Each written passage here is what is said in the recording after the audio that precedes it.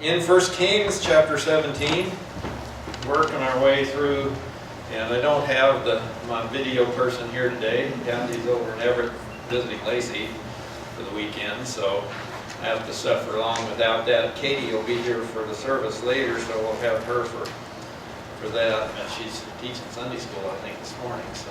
So we're all on our own. You have to use your imagination that there's a map up here and remind yourself where we are.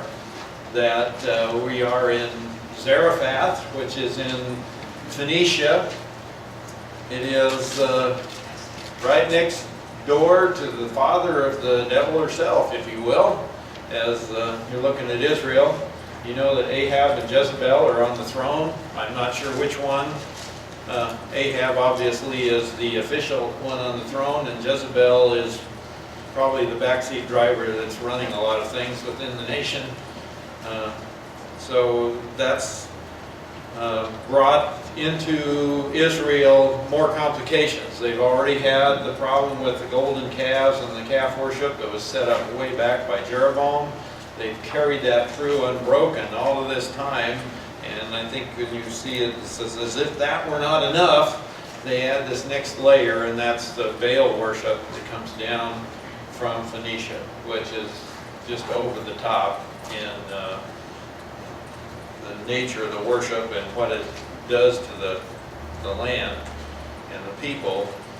And of course it is focused around productivity of the crops and the fruitfulness of their livestock, the fruitfulness of the people themselves and their families, and all of that sort of thing. The fertility cult is a big part of that, as well as the storm god, and also it fits that they would bring that in to make their lives profitable financially, you know. So that's what they were interested in, I'm sure, when they brought that in, and why they adopted it so readily. And that explains also why when God would bring something in to catch their attention, when you pull out your handy-dandy list from Solomon, number 3 that I have on there is drought due to sin. And number 4 is plagues, famine, pestilence, blight, locusts, those types of things, with the purpose to get their attention on their sin, on their disobedience, and turn them back to God. And so here it is in living color, this drought that they are now at least a year or more into as we come to our passage this morning, maybe at least halfway, and things are tough. So let's pick it up just to get ourselves in the mind of what's going on at verse 10, which we actually studied last time, but it'll take us to Zarephath and move us on to the end of the chapter. It says, "He arose and went to Zarephath, and when he came to the gate of the city, behold, a widow was there gathering sticks. And he called to her and said, 'Please get me a little water in a jar that I may drink.' And as she was going to get it, he called to her and said, 'Please bring me a piece of bread in your hand.' But she said, 'As the Lord your God lives, I have no bread, only a handful of flour in the bowl and a little oil in the jar. And behold, I am gathering a few sticks that I may go in and prepare for me and my son, that we may eat it and die.' Then Elijah said to her, 'Do not fear, go do as you have said. But make me a little bread cake from it first, and bring it out to me, and afterwards you may make one for yourself and for your son. For thus says the Lord God of Israel, the bowl of flour shall not be exhausted, nor shall the jar of oil be empty until the day that the Lord sends rain on the face of the earth.' So she went and did according to the word of Elijah, and she and he and her household ate for many days. The bowl of flour was not exhausted, nor did the jar of oil become empty, according to the word of the Lord, which he spoke through Elijah. Now it came about after these things that the son of the woman, the mistress of the house, became sick. And his sickness was so severe that there was no breath left in him. So she said to Elijah, 'What do I have to do with you, O man of God? You have come to me to bring my iniquity to remembrance, and to put my son to death.' And he said to her, 'Give me your son.' Then he took him from her bosom and carried him up to the upper room where he was living and laid him on his own bed. And he called to the Lord and said, O Lord my God, hast thou also brought calamity to the widow with whom I am staying by causing her son to die? Then he stretched himself upon the child 3 times and called to the Lord and said, O Lord my God, I pray thee, let this child's life return to him. And the Lord heard the voice of Elijah, and the life of the child returned to him, and he revived. And Elijah took the child and brought him down from the upper room into the house and gave him to his mother. And Elijah said, See, your son is alive. Then the woman said to Elijah, Now I know that you are a man of God, and that the word of the Lord is in your mouth. The word of the Lord in your mouth is truth. So, famous story, we've all heard it a zillion times from, if you've been in Sunday school, it probably started in grade 1. They talk about the widow's son and how it was raised from being dead, and isn't that wonderful, the power of God, and it's true. But we've got to look at this again in the context of what's going on, in the context of this drought and this terrible time, and they brought him in, and now everything is kind of cruising along. The meal is there, the oil is there, they're eating, they're surviving, and it's been many days, so it could have been quite a while. We don't know whether this is right near the end of his stay with the widow or in the middle. It's really not clear. But it could have been that he's been there maybe a year or more. So he's been there and everything's been rolling along just fine. But you got to realize all around them and in the nation, things are getting tough. We know when we read ahead that by the time Elijah returns to Israel, that the king and all his best guys are out searching the countryside looking for some little spring or seep or something that has a little pasture so they don't have to slaughter the cattle before they all die, so at least get some use out of them. If you're wondering, now wait a minute, what's that all about? Just take your mind right over to Kansas City and all the major beef processing places and ask them what's been going on over the last few months.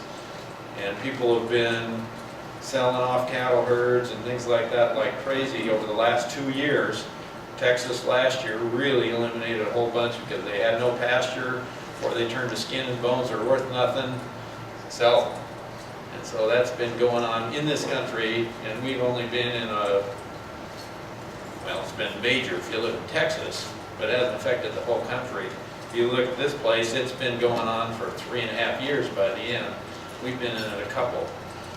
Folks are getting nervous here with all our technology and irrigation and wells, and they're still having a rough time. So it's getting bad out there. We got skin and bones wandering around all over, probably dead animals that didn't get anywhere in time or had no access to water, people that are suffering famine. I would imagine in 3.5 years a lot of people have died because there's no food or no water or both. Probably migrations have happened where people are trying to exit, find places where there's a place you can survive. It's got to be really nasty. So in the midst of that, you're in this little island of not prosperity, but at least okay. You're getting by. And then this event. Now it came about after these things. It's interesting that he mentions after these things. What things? And why would he put that in? Or did you stop and say, you ask why? I'm always asking that. What's that? How to say it? The 5-year-old why or the 6-year-old why? Why is this guy blue? Oh, you know. Why did he say after these things? Well, what's been happening? The meal and the oil. And God's been taking care of things every day, every day, every day, every day. And I think it's important for us to remember that this crisis occurs in the setting of God providing meal and oil every day. I can't help but think, this was my first reaction, always kind of was my reaction, why she would say, oh, now I know you really speak the truth after the days or something like that, because I'm thinking, what's he been doing all along, so where were you before, you know? Yeah, what is it about this? You saw meal and oil for how many days? And she's still, there's a little bit of, how certain are we? So, yeah, My Bible says, and the word of the Lord came to Elijah in the 3rd year. third year, He okay. went 3 years. Okay, yeah, some of the commentators say they think many days takes us right up to the 3rd year. So we're 6 months away from Elijah going down. So instead of like 3 years, He could have been a year at the brook Kerith or Cherith, and then another couple years with her. So, yeah, it could easily have been a year or more, maybe up to 3 years that that he was there. So a long time. She's seen God faithful every day, and yet there's still somewhere in the back of her mind a question, perhaps, as we see. So I think it sounds like us. that we- it does start to sound like home. All right, we go along and we're enjoying the blessing from the Lord, Yeah. and then all of a sudden we have a crisis, and we're right back, and Maybe we're not as comfortable, or everything's not quite as good as we thought, or maybe we just got a little bit complacent, yeah, got a little bit lazy, we got a little used to it. Oh yeah, God's always he'll always take care of it. He's all, yeah, all right, yeah, I remember that. you see, if you have a jar with some oil in it, and some flour, and it never finished, that, I mean.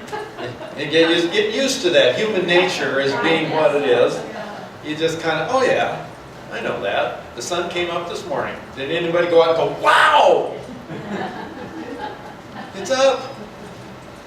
No, we take it for granted. It's always going to be there. So, yeah, I think that's exactly it.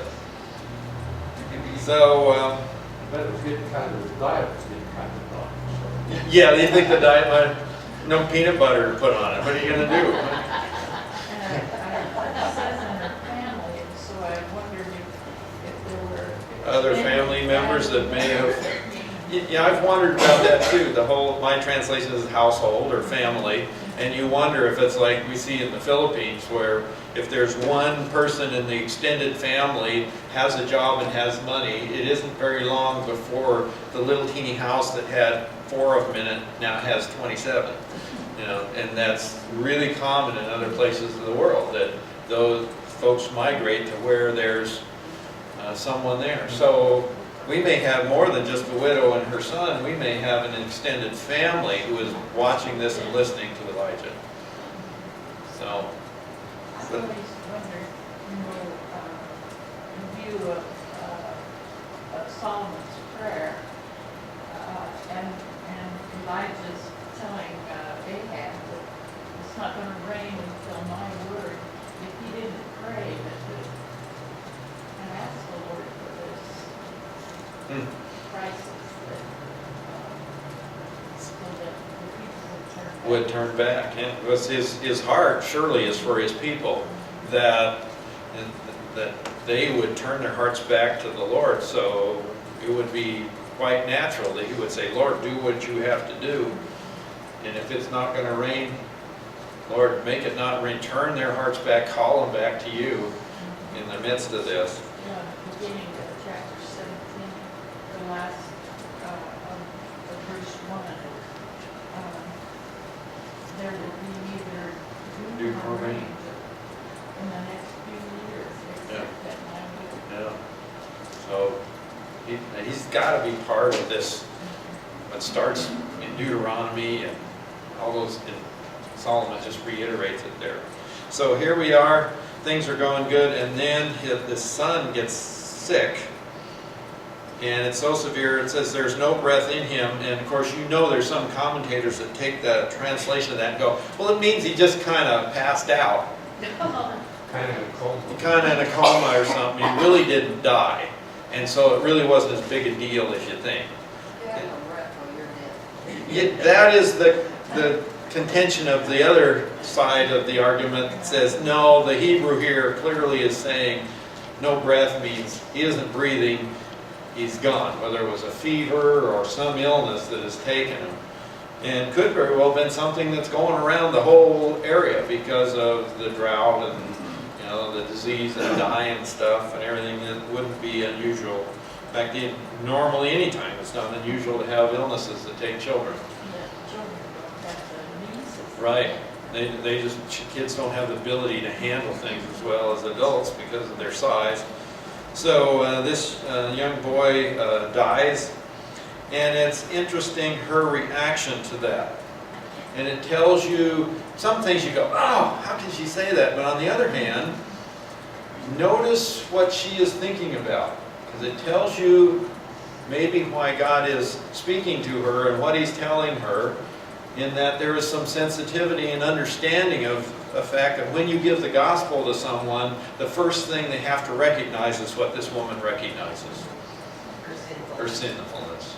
She says, have you come here just to confront me with my sinfulness?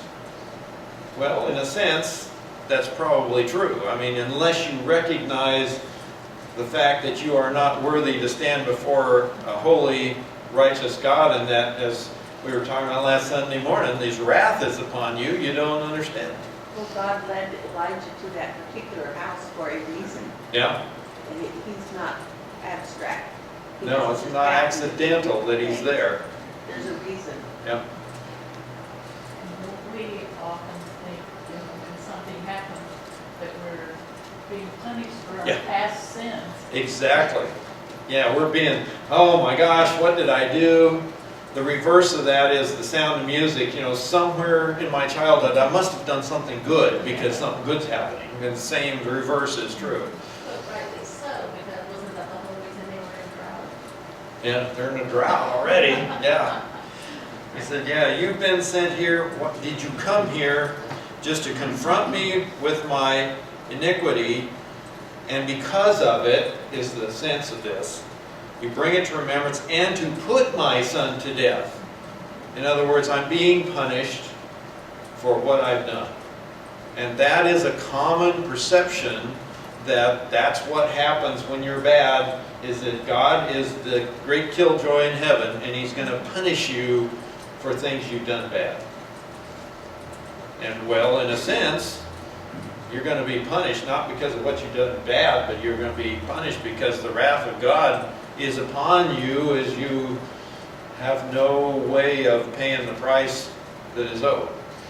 So in a sense, there's some truth in that, but yet that's common world over, and with all these gods. And what are people worshiping these gods and offering offerings and doing all these things for?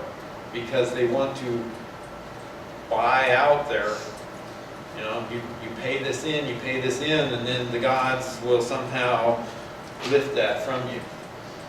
Unfortunately, the church, and boy, you see it in the Philippines, in the Catholic Church, and some of the other things that are over there, people feel this compulsion to, they have to give this because that gets you one step closer to heaven. You got to buy your pay, you got to compensate for your sin. And so it's like, my son has died because of my sin, and you've come here for the purpose of doing that to me, is what she's thinking. All her old, in spite of what she's seen in God's faithfulness, there's that old part of her that's still hanging on to that idea. It's like God has brought this crisis for a reason. And we've talked about before, it's not accidental. I like his reaction. It's not, no, that isn't it. It's just, give me your son. Now you think about this, you're a mom, and your son has just died.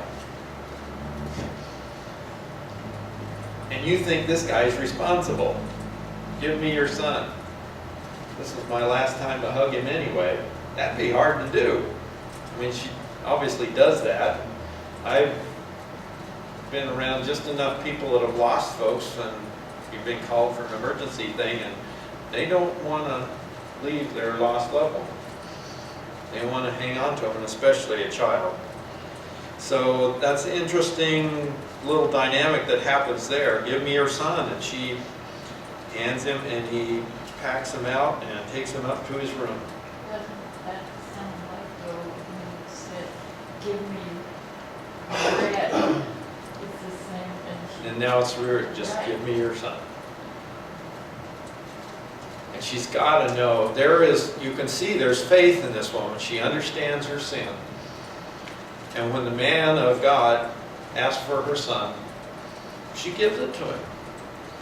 What is she expecting? What's she think he's going to do? We don't know. Doesn't tell us what she expects. Her response is not, oh, that's what I thought you would do. It's, here he is.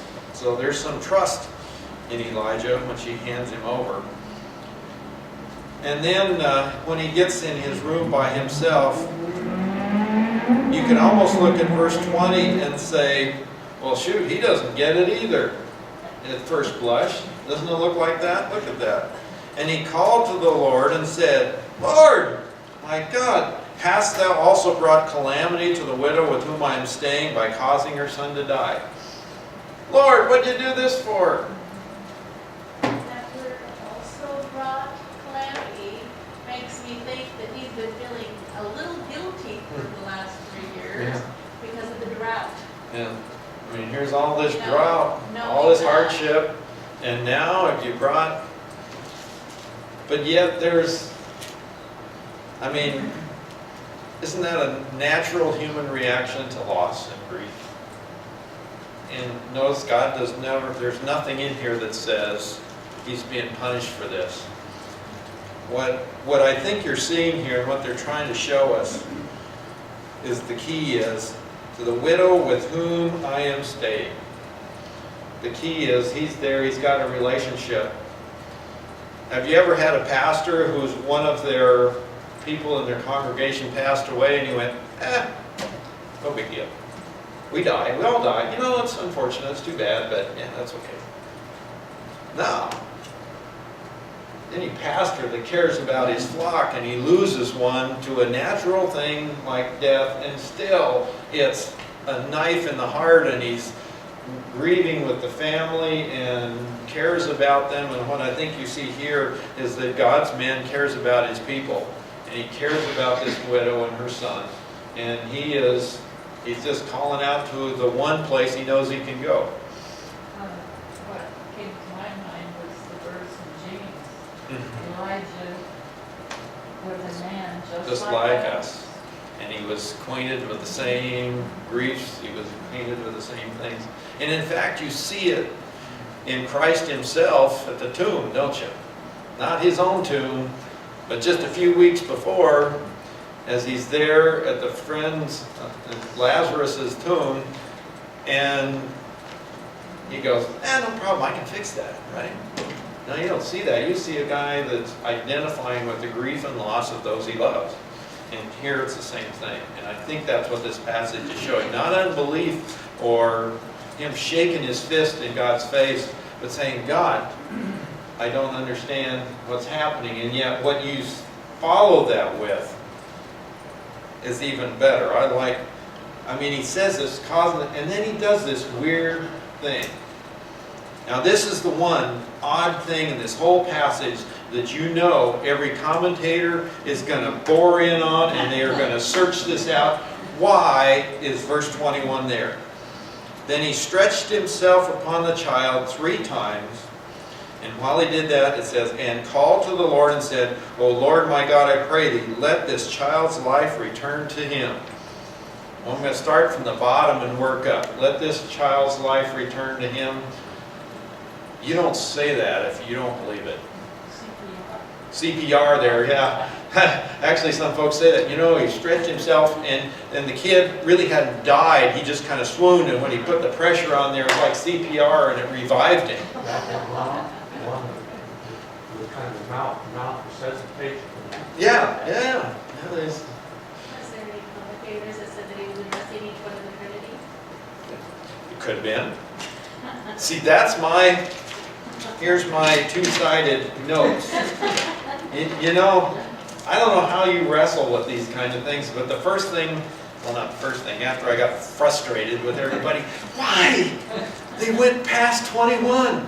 Almost every single one, other than mentioning it was there and this is what he did, then bopped right on down. And how can you take the one odd thing in the whole passage and not at least try to address it some way? And they didn't. It just blew me away. So I went up and I pulled out my Strong's Concordance and I looked up a word. Guess which word I looked up first? 3. Why 3?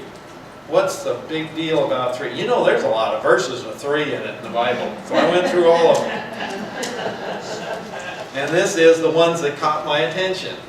And there's others, but I got 2 pages of ones. So I'm just going to run quickly through them and see if you see anything in 3. There were 3 by 100 cubits in the ark in Genesis 6:15. There's a 3-year-old heifer, female goat, and ram in Genesis 15. There's 3 measures of fine flour in Genesis 18. This is all talking about the temple worship and some of those. There are 3 branches on the candlestick, on the vines, and there are 3 little, on each one of those branches, there's 3 little cups to give you all the lights on the candlestick.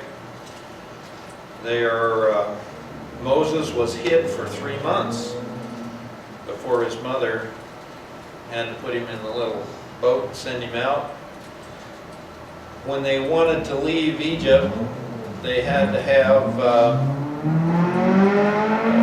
3 days journey. They asked for 3 days journey of Pharaoh. They were supposed to go and worship once they got the law and everything. Oh, I missed the plagues. Oh, the plagues were 3 days. When God sent the plague thing, it was this for 3 days. So there's another one. They were supposed to go down to the tabernacle or to the temple, as the case may be in our passage here. How many times a year? 3. 3 major feasts a year. There were a whole bunch of things within the temple that was 3 cubits high. In fact, you'll find that a whole bunch of it was 3 by 3 by 3. And you find a cube. In fact, it's interesting whether you're looking at things in the temple that are a cubic thing, that there's width and height and depth are each the same. You also see it when you go all the way to Revelation. The New Jerusalem is same by same by same. The next chapter, chapter 18, he douses the burnt offering 3 with times. water. Yep. Right close to us. There's the 3 times with water. There's 3 over and over and over, all the way down. It's trying to see. In Samuel, there was a man carrying 3 kids and 3 loaves of bread. We saw that already. There were remember when David and his buddy Jonathan, he went out there with his bow and arrow to signal David. How many arrows did he shoot off to one side? 3 of them. There was when David sinned and he was given choices. It could be this or this or this. What were they? 3 years, 3 days. It was all 3s. It was, I guess, 3 years, 3 months, and 3 days of different kinds of discipline. Again, the temple construction had the same thing as the tabernacle, a whole bunch of 3s. Boy. Every time you run into it all the way through Isaiah, through Ezekiel, a whole bunch of 3s of his visions in heaven. Jonah, 3 days and 3 nights in the belly of the fish, and the Son of Man, like Jonah in Matthew 12. 3 days and 3 nights. 3 pecks of meal in his illustration in Matthew. They'll deny me, how many times, Peter? 3 times. There were 3 witnesses in 1 John required, and in Revelation there's a whole bunch of 3. 3 angels, 3 plagues, 3 unclean spirits. There's 3 gates on each side of the city of Jerusalem. Just like, which is interesting, there's 4 directions out of the New Jerusalem. Each one of them has 3 gates. Do you remember when we went through the tabernacle construction, there was a great big water bowl out in front, and it was held up by something. The bowls facing 4 different directions, and there's how many of them? 3 and 3 and 3 and 3. It makes 12 for the number of tribes, and the New Jerusalem is the same. That's 3 gates on 4 sides. Jesus, 3 days and 3 days in the tomb. So you gotta go, what's that? Jonah was three. And Jonah was the 3, yeah, and the comparison is made between them. So, why 3 here? We can see all these 3s. 3 is clearly linked somehow to divine, God. It's interesting, 3 is the first number that you can't, beyond 1, that you can't divide it by anything. It's only divisible by 1 in itself. I had to go, of course, pull up the number guy, F.W. Grant, and he says, it's a symbol of cubic measure, solid measure, solidity or fullness, realization. Take any 2 dimensions, multiply them together. What do you have? You have a measure of surface. Take a third one, and now you have more than surface. The third dimension strikes in deep below the surface and gives you a measure of solidity. 3 stands then for what is solid, real, substantial, for fullness, actuality, but are length and breadth without thickness. So 3 is the number of persons in the Godhead, as was mentioned already, of the divine fullness, therefore, and until we reach this, God is not fully manifested. Thus it is the number of manifestation, that is, of the Spirit who realizes in the creature the counsels of God. So it's a picture of God in His fullness, of who He is. And so it appears that in doing this 3 times, there's maybe some looking forward and the idea of the 3 days to resurrection and some of that linkage, but also the fact that the divine person is involved in what takes place here. The one thing I cannot figure out is the apostle spreading himself over this one, unless the prophet is picturing himself as God's representative somehow. And God's Spirit, God's person moving into this dead person and say, live! We've seen that before in Scripture, right? I was dead, I was dying, and God looked down on me and said, live. And maybe that's the picture here, that this new life comes from God's activity coming to a dead one. Typically, though, you would think that the papa would be so much heavier. Yeah. That's another problem. Yeah, this great big guy and a young kid, and isn't this weird? And what's it mean to be spread over? Did he stretch out on him lengthwise? Did he lay across him side? We don't know. But whatever he did it 3 times, and it seems to be linked to helping us understand that God did it. I think it reinforces the idea that this boy didn't add anything to it to get himself alive. We've had that discussion before. How is our salvation done? God does it. And maybe that's part of the picture. The neat part as we wind this up is that the reaction of the woman on the other end fits with the general prayer thing of Solomon. Because his prayers for when all these things happen were that when you see this, when this happens, that it would turn your heart back to the God that caused it to happen. And as soon as he brings her down and says, here is your son, says, see, your son is alive. You can see him, here he is. He didn't say, I've saved him. He didn't say, God has done this. He just said, here he is, which is really interesting. He's alive. And the woman said, her reaction is, now I know that you're a man of God. I know you really are who you present yourself to be. You are a man of God. And that the word of the Lord in your mouth is truth. That this whole exercise is created and designed by God to make this person understand that what he said is truth. That it's not just words, it's not stuff he's made up. That's what God is all about. And if you look at every single miracle that Christ did he do any of them just to make somebody better? always had a purpose in doing every single miracle he did, and the miracles were there to tell people that what he said was truth. Exactly the same as this. Which takes us back to the one we compared to last time, in which everybody said, hey, do miracles here in your hometown. We heard about what happened over there. Do them here. And he said, he brought this widow into the discussion. And he said, there was that widow. And there were lots of them in Jerusalem, but he only came here. What did he just tell them? If he did a miracle in his hometown, they go, isn't that cool? That's pretty neat. But he's Joseph's kid. Wonder why he did that. His miracles were designed for one purpose, and he looked at his hometown and he says, there's no faith here. He looks at this woman and said, this will confirm for her that that is truth. He looked at his hometown and said, it won't confirm anything for them. I won't do it here.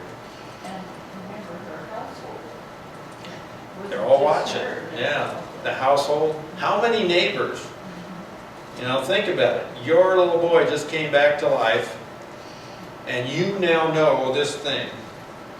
What do you think happened in Zarephath, all around the neighborhood, in every little hovel? Oh boy, I'll bet everybody knew about it. In fact, you almost wonder if he had to, that's about the time he moved on out of town so he could get on with his ministry, because it was going to be crazy there. I'm sure she Oh, shared little that. boy, every time somebody saw him, that he was a living, breathing, Yeah. walking testimony to. Yeah. Did you hear about? Yeah. Did you hear about him? You know what happened to him? Yeah. So, you'd be interesting if you could go back in history and find out what happened to that town. What kind of revival may have taken place in Phoenicia, or if it made a dent anywhere beyond that one place. It's hard to believe it didn't. Wherever he went, he probably had a story to tell too. Yeah, I'll bet he did. He would have quite a story to tell. And she probably, she learned a lot more than what she had anticipated too, because, you know, at first she was thinking that this wrathful God was doing this to her because she's a sinful person, and he said, then talk about a picture of mercy and grace that Fantastic he showed illustration. her. So I would guess that probably that was what they were hearing too, not just, you know, gee, he raised my son from the dead. Yeah. It was more about him, God, more about him. So now we all know the so what of this is that you have to have someone raised from the dead or some miraculous good thing happen for us to believe that the word is truth, right?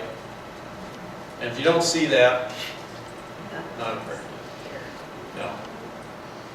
The word of truth is in here, isn't it? And it's not, that's the challenge we have, is because we read this and we say, we want to have something like that happen for us, have a bad thing turn to something good.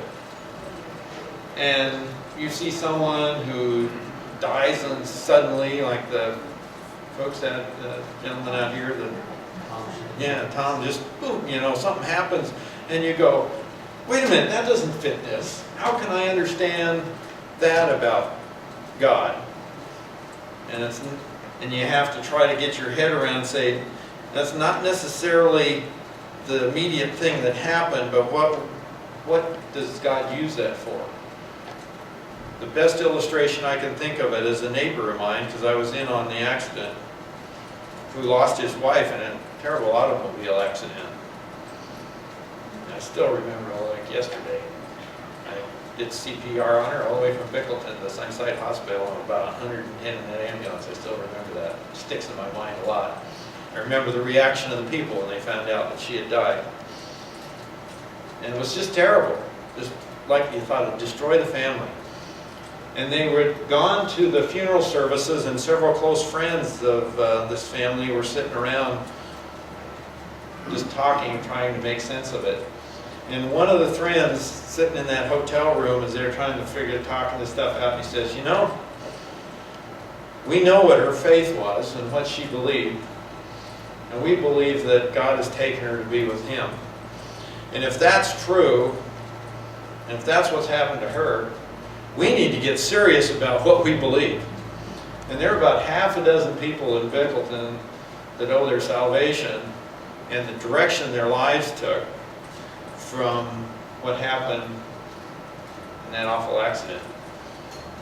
And since then, of course, he's remarried, has a wonderful wife, and a relationship, you know, they're involved in the church and a whole bunch of stuff. Some of you probably know what I'm talking about. But just tremendous things came out of that. Boy, at the time, it was awful. And here's God working through those bad things. It's a challenge to our faith to look for His light, His way of leading us. And I started a bad tradition since I'm supposed to bring the message today, and I'm already 3 minutes over time. So look out, hold on to your seatbelt later on.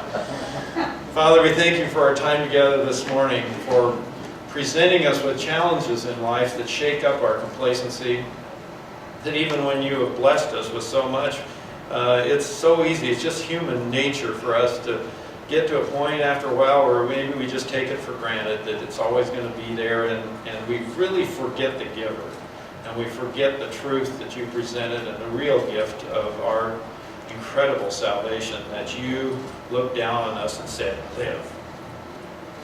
Father, thank you for that. Thank you for your grace that's been extended to us. Help us to always praise you and to recognize that your word is truth, and to orient our lives to that. That we might be examples to those around us, that our little community of Zarephath would go, wow, that really is God working. Thank you, Father, in Jesus' name.